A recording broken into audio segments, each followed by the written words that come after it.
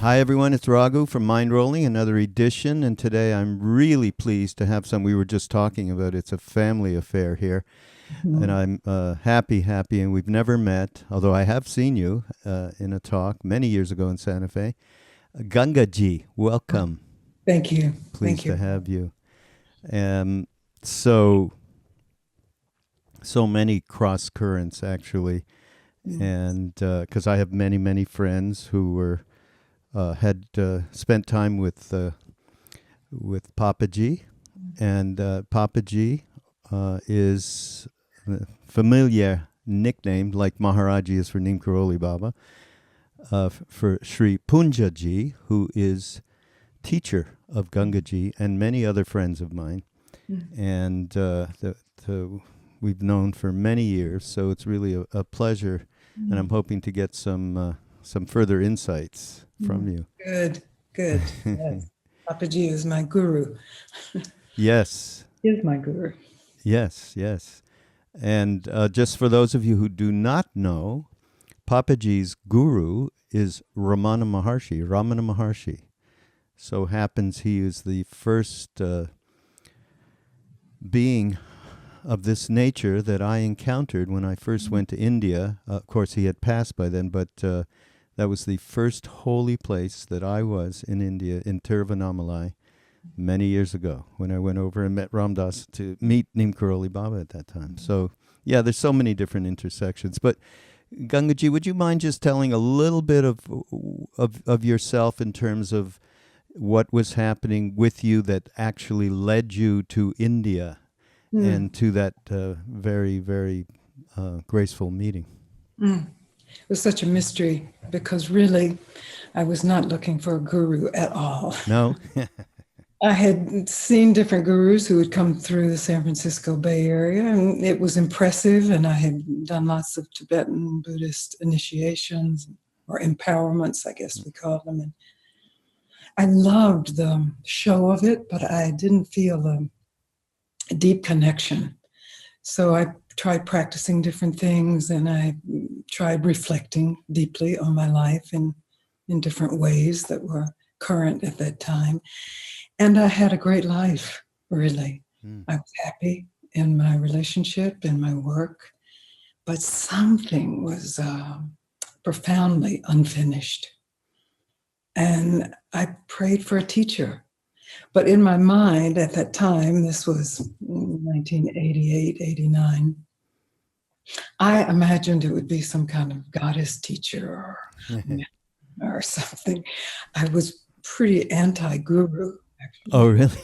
I'd seen a lot of damage that had been done, and I wasn't taken with the relationship of disciple or devotee and guru.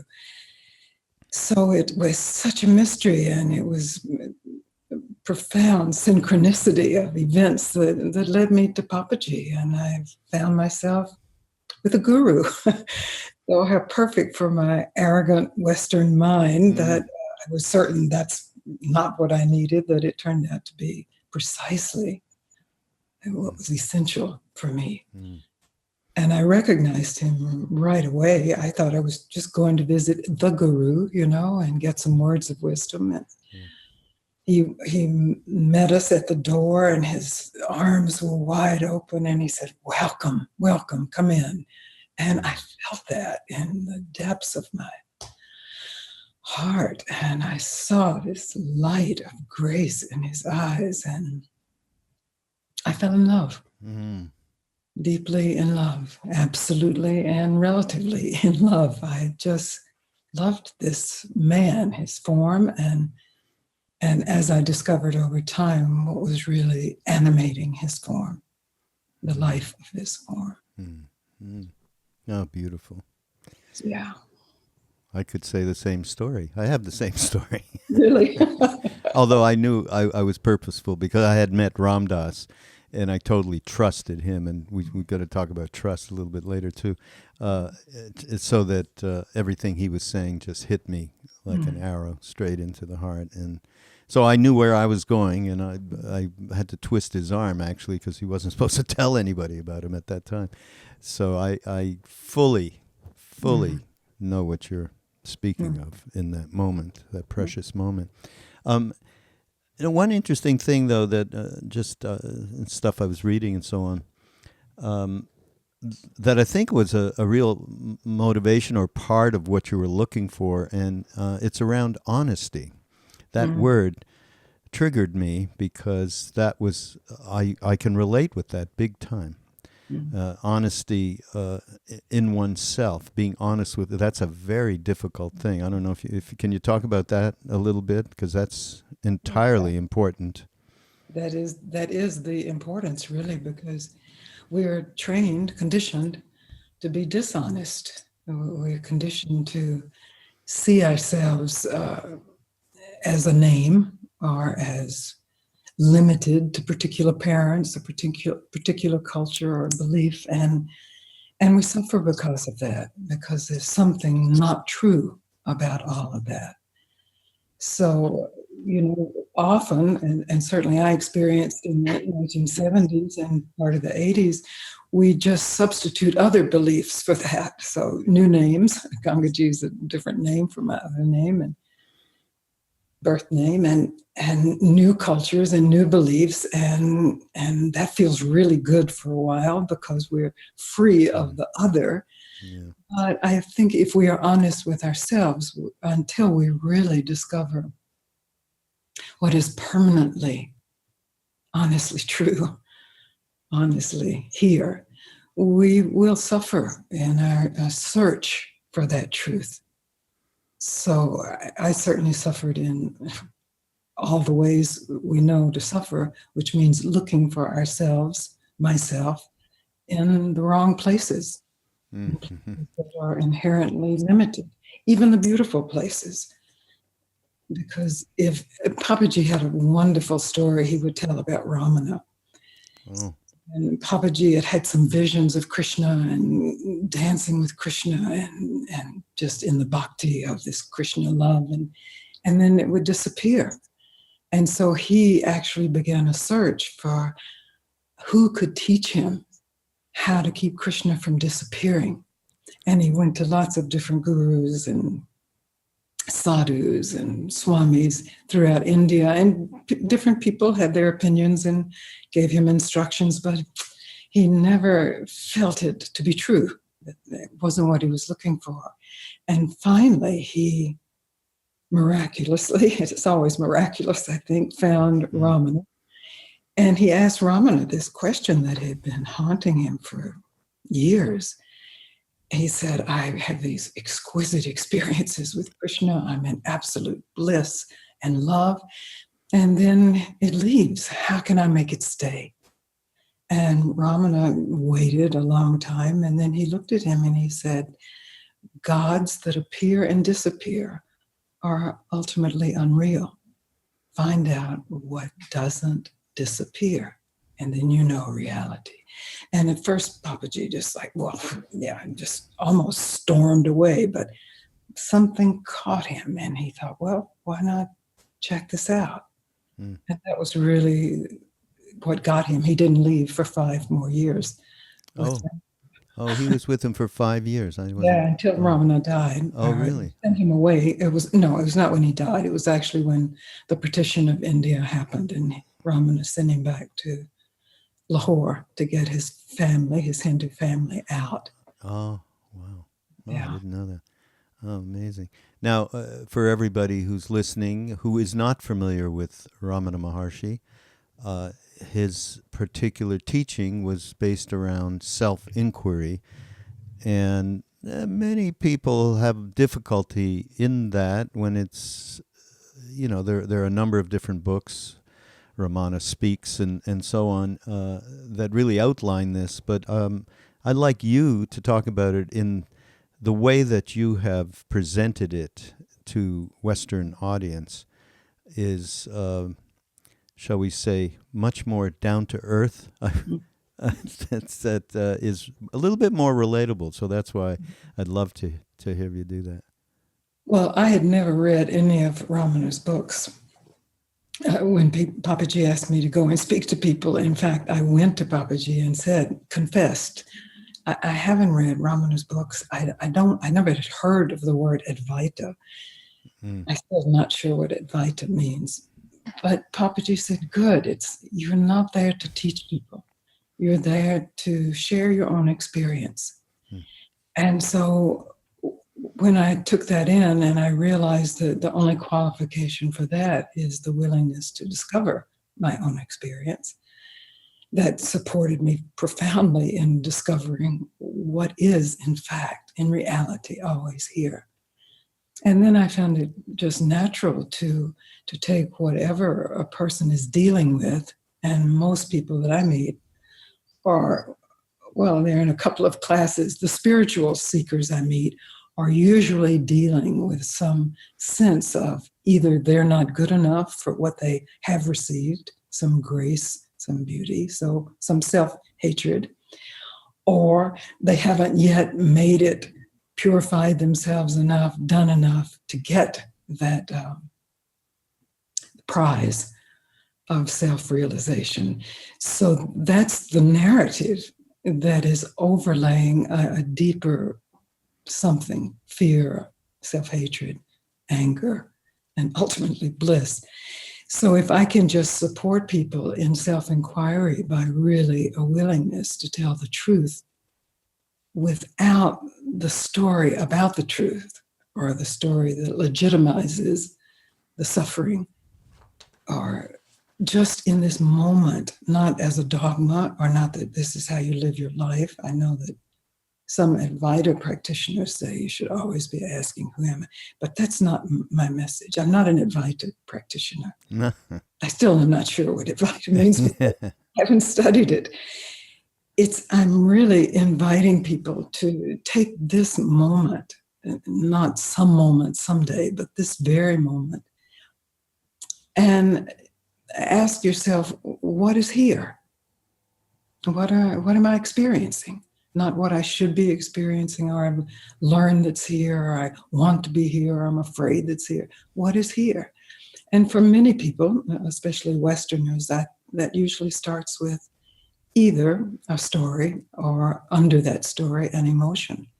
And so the inquiry is the willingness, first of all, to put the story over to the side and experience the emotion without a story.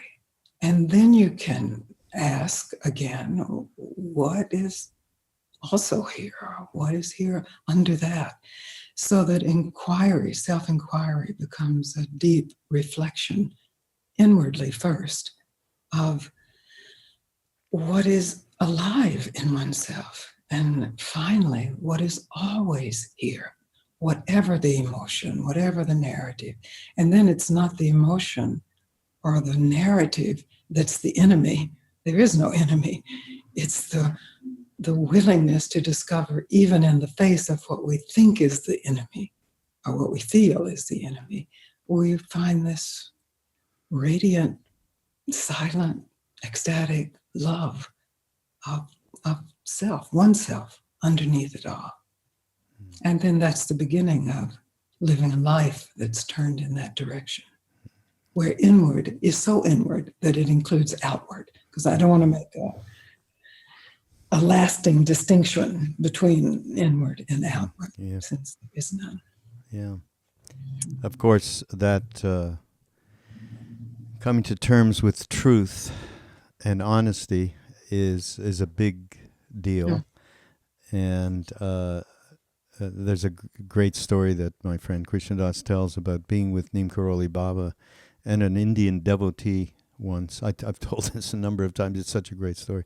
But all of a sudden, Maharaji, he looked at Krishnas, and it was translated, courage is a very big thing.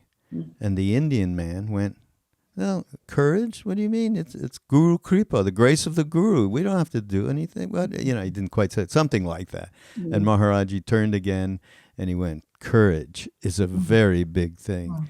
And that sustained Krishnadas in many, many, many situations that required that kind of inner truth connection, and being able to open up in ways that we don't really want to, out of fear, out of what you were just discussing. So yeah, very important to me for that for going inside and being honest with oneself. And courage can be developed, it's a strength. It's a strength of character, let's say. And the more it is practiced, or the more you're willing in this moment to be courageous and actually telling the truth about what you're experiencing, the easier that gets. It's like a muscle that develops with use. Yeah, yeah. And then Papaji did tell you, okay, go on back and hang out with people, and you were like, okay, what? What am I supposed to be doing here? And but just describe. You did go back, and kind of what happened. There's a neat story that I read about that, where I think you were at a retreat, and somebody just turned to you, if you remember that. Yes, I remember it really well, because I couldn't imagine where my entree would happen. Yeah. I didn't imagine announcing myself or leading it. And this person who was attending a retreat my husband was giving just said, "Wow, I'm experiencing some burning. What's happening? Every time I come near, I'm experiencing burning." I wasn't feeling burning in that moment. So I just trusted that as that she wanted something, and that perhaps I could share my experience with her. Her name was Eileen. I remember it really well. Wow. And so I started asking her questions and invited her to ask me questions. And we got into a simple human-to-human dialogue that other people started noticing and coming around. This was at Esalen in 1990. And so it was a very safe place for that kind of outlandish behavior. And that's how it started. It was catalytic from that. Yeah. Yes.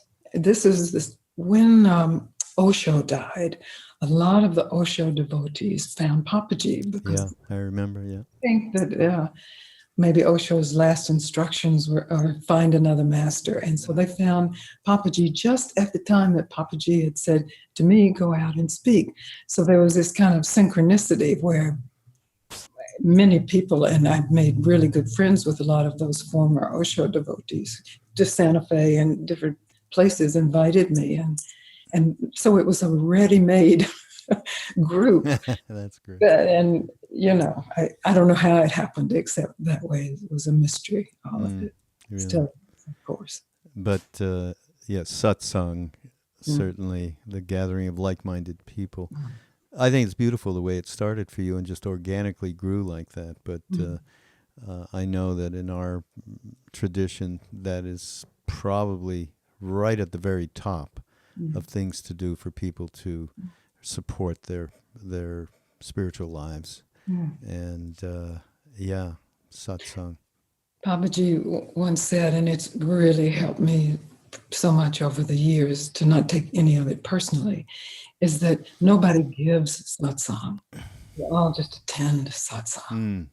Beautiful. And that's the gift, to be in a position where we attend satsang. Everyone possible. Exactly. And I wish more people in the West would take that perspective. Because thinking you're doing anything is a way to get lost. That's right. Yeah. Oh, boy. Well, we've mentioned it a couple of times, and it's another thing that's dear to me in terms of satsang and hanging out with people and talking about, and that's trust. In my own case, I mentioned, of course, I had that deep trust with Ram Dass when I first met him that I hadn't. And I'll tell you, a lot of it was about, in the moment that I met him, I was the only person who was alive in the world, is what I thought. Wow, that kind of attention, nobody had given me that kind of attention. And so it initiated a deep trust. And of course, his talks were so much around honesty, and I'm sure you're familiar. But trust, and you talk, there's a little something I made a note of, the surrendering to trusting. This surrender to trusting and to being carried by the force that is present in all of us. may even lead to discomfort or deprivation to some degree, but in the long run, this trust is following the, the dictations of a profound desire. Mm. I love that, Gangaji. Maybe you could just expand So, upon it a little bit. well, the desire I'm referring to is the desire to awaken, or the Yeah. desire to be free, or the desire to know what's true. I remember I was taking a walk with Papaji on the banks of the Ganga, and he was a very fast walker, so I was a little bit behind him trying to catch up. And I had this moment where a wave of old conditioning arose in me, Christian conditioning that I thought I had left behind 30 years before that moment.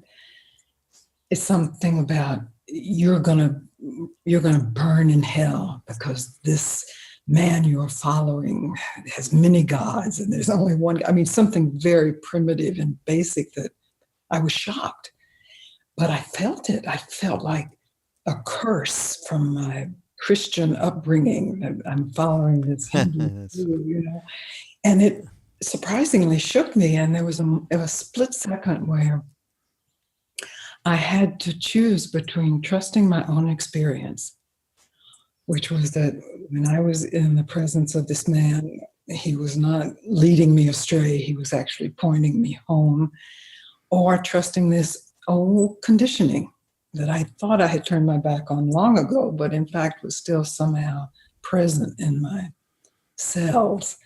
And I chose to trust my experience.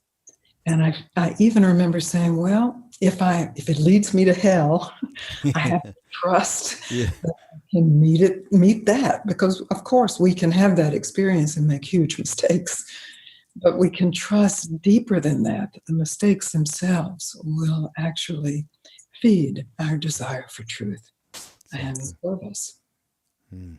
Yes, beautiful. Now, there's a great story that I particularly loved. It was about you going to India. I don't know if it was. Yeah, no, it's when you first went to India, and you have been a health practitioner, an acupuncturist, were you? Yeah. It's my wife. That's what she does. She's a Chinese medicine doctor. Great work. And yogini. So you went there, of course, with all the stories in mind of what goes on disease-wise in India. Do you remember that story? You want to tell that? I don't remember the particular one, I'm sure. Well, you got into Delhi in the middle of the night and got into a motorcycle cart, and you arrived during a Muslim celebration in the middle of the night. Yes, I remember that. I remember the experience really well. It turned out our tuk-tuk driver was drunk. So he was careening down the streets, and we ended up in Old Delhi. And just at the time, it was really at sunset, I guess. So the mosque was emptying of all these men, not another woman on site inside, and getting these horrific looks from these men. And our driver was useless at that point, and I just had to surrender. I knew there was nothing I could do. It was absolutely out of my hands. It was my worst nightmare. As a Western woman, I could just see them thinking, whore. So there I am, not knowing what is next. And in that surrender, though, of course, as you know, and as most of your listeners know, I'm aware, there's the beauty and peace of the presence that bears it all. Yeah. So it became a funny story rather than a horror story. Yeah, where you got on a plane and went back. Yeah. Which people have done, I've known, but that is, of course, a great beauty of India. Yes. It absolutely is uncompromising in having you surrender in the moment, right? Yes. And that's a perfect example of it. That's really, really great. So let's see. You talked about Advaita and said, yeah, I don't even know what Advaita means. I mean, it is everybody out there commonly defined as non-dual, Non-dual, I understand. Okay, Yeah. I can follow that. But and this is funny. This has come up more than once. But when we first went to India, now Neem Karoli Baba, our whole tradition is absolutely Bhakti yoga, right? That's the Mhm. tradition. And on the sign, as you went in the gate, it said Param Puja Advait Sri Neem Karoli Baba Hanuman Temple. Mm, What? It seems to be all at odds. mm, And of course, it's not at odds. And okay. there is only one thing, and there's, Mm, different ways to approach it. And so, uh, I mean, I'd love to, because people will sometimes automatically dismiss Advait path because they feel it's a great way to bypass a lot of mm, stuff. And it's funny, I talked to Muji one day. We did a podcast, and I said a similar thing to him. He said that's absolutely correct, and so is it with Bhakti yoga and yes, people in Bhakti. So perfect. it's not, yeah. Perfect. So Anything can be, everything will be corrupted yeah, by the by the by the mind. egoic mind, Yeah, conceptual mind. yeah. So once we recognize that, then we, I think, actually find where we personally, as individuals, have an affinity. What draws us? And Papaji again used to say that the dove of freedom has two wings, and one is jnana, which is self-inquiry, and the other is bhakti, Mm. No, really. devotion. Mm. Yeah. Mm. So just is trusting again that your desire for freedom or truth or love, peace, whatever it's named, and will lead you to the right place. And then there is some choice. I had attended different, well, when Muktananda came to town, he was in Oakland and I was in San Francisco. And so I would occasionally go to the 5 a.m. meditation. And it was, great energy. And I wanted to feel like his devotees were feeling because I figured they looked like they were really getting something very important, Yeah. but I didn't. And then sometime after that, I actually had a position where I was anti bhakti because I felt it was sentimental and bypassing the real issues of the day, whatever. Mm-hmm. Yeah. But I don't have any problem with a bypass because I think we have to have this permission to bypass all of the activity of mind or bypass the emotionality of mind and just go directly home. I believe that this bypass has gotten a very bad rap because of a particular psychotherapeutic overlay on that we should process all of our stuff. And that to me is somewhat of a denial of the grace of the guru or the possibility of just immediate recognition of what is always here. So I always tell people, yes, take the bypass immediately. Don't postpone for another moment your realization of yourself. And then if your vasanas or your stuff comes up, you have a choice. You can work on it if you are enriched by that work on it, or just immediately go home. I'm not recommending that people pretend to be home when they're not home, a kind of spiritual overlay. But I think we have to be free to immediately, whether it's in surrender to the guru and his bhakti, shakti, or it's whether this very precise focusing of the mind's attention on what is here. Do that immediately. We don't have to wait for that. Hmm. That's the first bypass definition that I've heard as a positive thing. So I Yeah, learned something new here. good. That's my mission. Yeah. I think it's a bad phrase because bypass, and if you're on a highway that bypasses a town, you get to your destination quicker.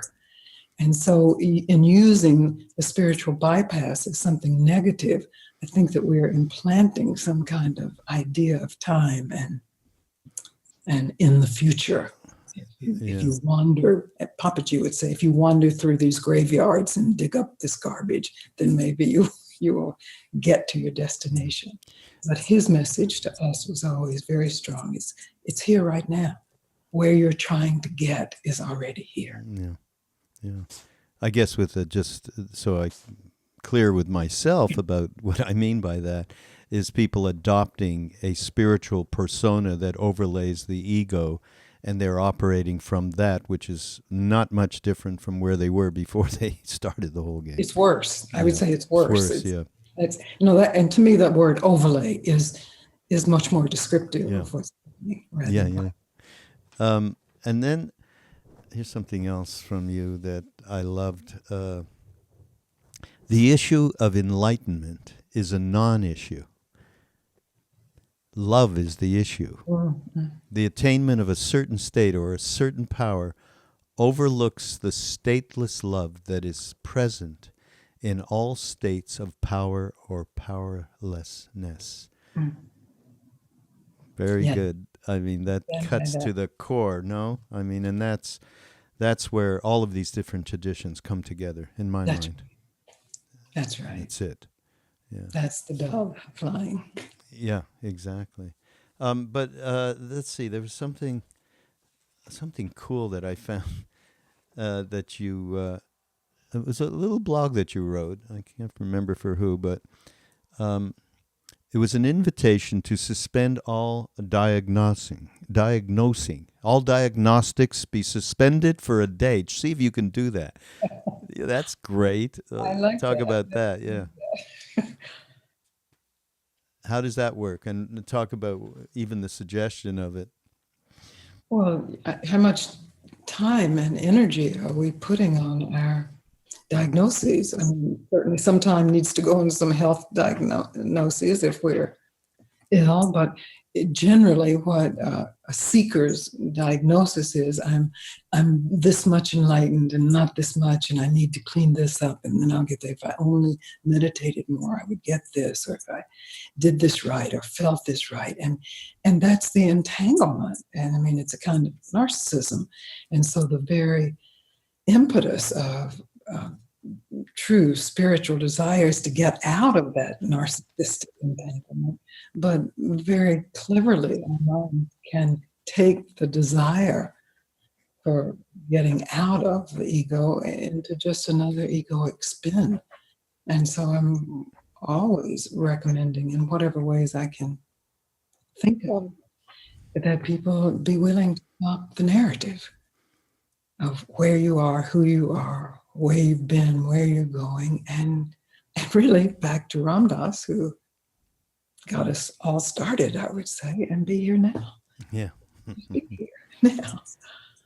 But this is a good idea, though. In this blog, you say, for one day, you're willing to withhold all opinions of pathology, either self-talk or, oh, that person's fat, that one's skinny, that one's smart, that one's... Can you do that for one? I think that's a fantastic exercise that I invite everybody out there who's listening right now. You can write to me and say, what happened when you actually, for one day, got into that suspension? Now, in our times, that would be enormously difficult for what's going on in the atmosphere of our world. It's a retreat. It's a retreat, yeah. Willingness to give yourself a retreat. Yeah. So we ought to try that. We have to see if I can organize it, get the ramdas.org people to do that. That would be great on social media. Now, but just to deepen into this a little bit more, we've used the powerful tool of diagnostic language to separate ourselves from others and have suffered from the result. If someone radically disagrees with us, we can easily categorize him or her as imbecilic or delusional. How else could it be possible that they see the world so differently? Well, that just absolutely addresses the polarization that we have going in this country at this time. And, I mean, Gangaji, I have been doing this for decades myself, as you. And I have to say, my knee-jerk reactions around what is going on from the President of the United States and others in his entourage, I need to do the the one day non-judgmental internal external thing, and I need to do that retreat. But I mean, I think I am not at all singular in how the difficulties that we are being presented with, and any prescriptions aside from the one that we just talked about in Well, I wouldn't give that one we just talked about as a dogma. I think to live a truly engaged life, it's appropriate that you have your opinions and you have your reactions. I'm having, like you, very strong reactions to, I mean, in any direction, whether it's our politics here or our global situation, or we have fires burning all around us here in Ashland. There's smoke in the air. We have to wear masks. right. Well, I definitely have a reaction to that. But to me, the issue is, are you suffering with that?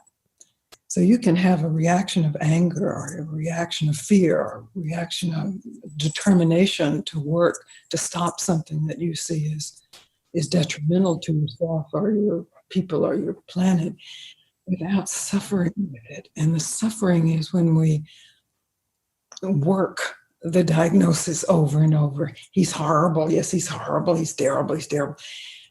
Yeah, he's horrible. And now what? And he is horrible, but he's here. He and whoever he may be, and there's definitely some she's in that group. Yeah, right. Exactly. And there's a kind of war that's going on. And sometimes I think war, as horrible as it is inevitable. But the war that is going on in the war is unnecessary. That there's actually peace at the core. And if we are willing, at the very least, to stop contributing to the suffering or the war making by our, in not just knee-jerk, but staying with it. I think that a reaction is natural, but then somehow when that becomes the source of your suffering, it doesn't make sense. And then you're not the beacon of light that you are. There's a denial of some truth that's untouched by this horror that's happening in our country. Yeah. And there are ways in which I find people and myself at times, I have pretty good awareness to see the enjoyment that you start to get out of tossing barbs at the television or whatever you might be doing. There's a certain enjoyment that we get into that is really a cause of the kind of polarization and separation that we live in. So that's there too. That's what you're doing. You're telling the truth. Yeah. Sort of Schadenfreude, and when something goes wrong with the enemy, the kind of bliss that happens from that. And it's like, oh my goodness, and just a willingness to be humbled by that. Yeah. See that we still have these animal consciousness, these animal forms, and we do have particular reactions. But I grew up in the South, in Mississippi. Oh. Yeah. And I come from a lineage of right-wing people who were racist and yet were actually very good people, except for this part, which was very bad.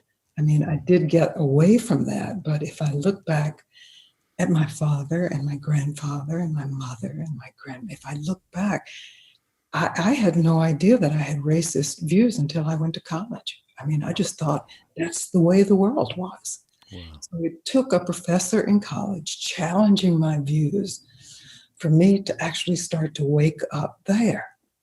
Thank God he was willing to come to Mississippi and challenge my views in a way that as an 18-year-old, I could hear it. So I feel that there are those who are attuned to you and your program who could be very useful in playing a major part or some part in supporting people and recognizing where their mean-spirited, at the best, views are leading. And so I encourage people to see if there's something that they can actually do with this energy that's been stirred up, rather than just circulating it back into one's own personal suffering. Yeah, exactly. Yeah, well said. And talking about suffering, of course, uh, you you've written a wonderful book called "The Diamond in Your Pocket." I think is that the you've written many books, but that's the most recent one, I think. That's actually the first one that really hit it, because Eckhart Tolle endorsed it, so a lot of Oh, people read it. Yeah, that was a favorite story of Papaji's, about the best place to hide a diamond from the thief who has stolen the diamond is back in the merchant's own pocket, because he would never think to look in his own pocket. And oh, that's Papaji's great. story. Anyhow, you do talk about it, and this is a subject that I have been speaking a lot about recently, and with different friends, different teachers that you know as well. Around basically, we call it. It was coined by again my friend Krishna Das. We wake up in the morning to the movie of me, in which we play the title character.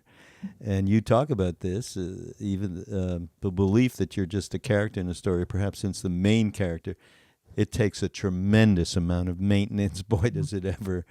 Holding on to the pleasurable aspects of the story, and then attempting to keep out anything that would destroy this good story. I love the way you put that. Then there are attempts to blame others who don't agree with the story, or don't somehow validate or contribute to the story of your work. Yeah. Sounds delusional, doesn't it? Yeah, we are. It's funny because somebody, Adyashanti, who's a lovely person and wonderful teacher, and he talked. I had a chat with him, and he talked about. Yeah, I was a kid. I looked at my parents, and who were doing all of these crazy things and reacting in anger and stuff, the whole thing, and I went. Finally, I realized they're crazy. They're insane. And I got to figure out how to not go on that road. That's the awakening right there, Yeah, isn't it? yeah, exactly. So, yeah, but talk a little bit more about, there's a lot of, there are definitely ways for us to engage ourselves to unravel this story. And of course, this story is very endemic to the idea that we are all separate. Mm-hmm. And so it is important to really address this identification with roles and so on, and unravel so that we understand there is a we out. So yeah, talk about maybe a little bit about how to address that. Well, it could be maturity. It seems to me that the impetus for this egoic mind is survival. Because if we are identified with this particular form as separate and perhaps threatened by other form, this form is more liable to survive. We take care of it, feed it, we listen to it. And I think that what happens in our culture, and all cultures, not just our particular culture, but that gets so reinforced that the natural maturing out of that, where you recognize that, that bird also is invested in surviving, and where you at least recognize the relationship of all being, is a natural growth that somehow gets arrested, and certainly in Western society, where we sort of worship the adolescent power and sexuality and power again. And so it's really a recognition that if we see the insanity in that, that's already the maturity of the mind growing up. And if we are willing to find out what is already sane within us, which is the seeing of the insanity, and then we are back to trusting that light, that little gem of sanity actually can live this life quite well, even though there will be hard times and there will be mistakes, but just the ridgepole of a life that is based in sanity and love and peace and inclusion is a mature life. And we've made in the West, in America, we've made maturity like old age rather than flowering. And it's really a flowering. And for Ramana, it happened when he was 16. So it's not a chronological maturity. It's maybe a mystery, but it's possible for anyone who already has that spark of desire to be free, because that's the desire for sanity, the desire for cooperation, the desire that our planet not be destroyed. It's basic sanity. Yeah, and the overarching theme, I would say, in everything that you speak of is truth.